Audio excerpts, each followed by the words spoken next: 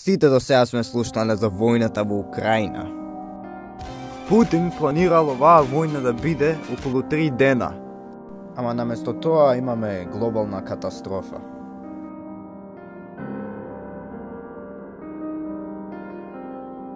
Може да се каже, Русија проба да направи инвазија со многу мал капацитет. Путин не очекуваше толку многу отпор да дадат украинците.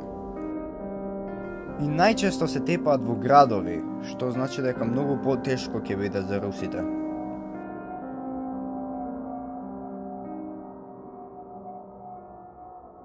Русија пробува да направи војнава да биде со помалку губење на животи што може, иако градовиве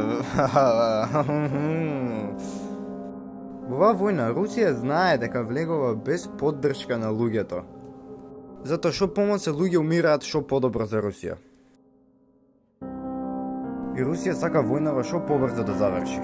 Дека што подолго трае оваа војна, многу полошо ќе биде за Русија и многу поише ќе страдаат од овие санкции.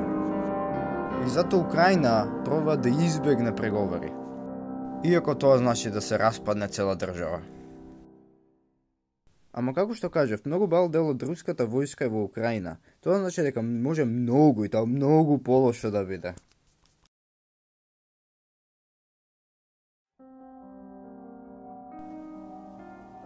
Украина исто така има поддршка од луѓето.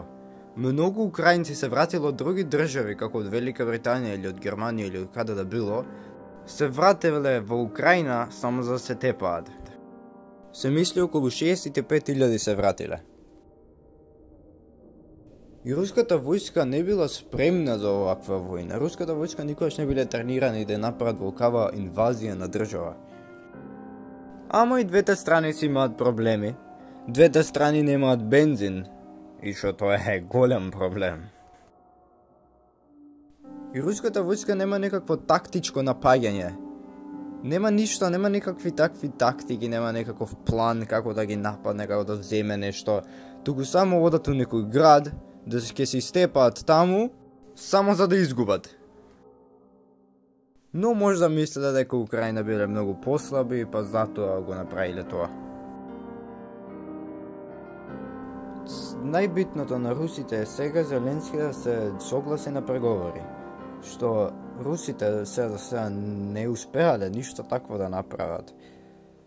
Ако сакаат да го направат, тоа треба нешто да направат многу лошо за да Зеленски се предаде, што никој не би го сакал. Но ако вака продолжи војната, може да се предвиди дека Украина има шанси да стане како војната во Сирија. Можете да видите на секаде низ интернетот многу протести има низ Русија за да заврши оваа војна. Што е по оваа мапа, што е направена на 28 февруари, може да се види дека никој не би сакал војна.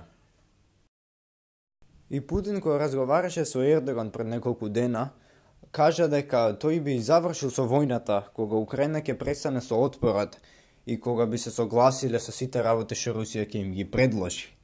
Што не знам како би било тоа добра идеја да се согласат со тоа. Но убаво може да се видат последиците.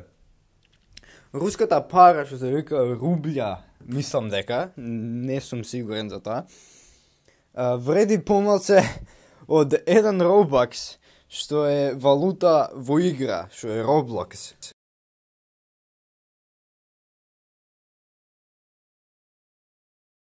Голем дел од руската војска уствари бега од војнава.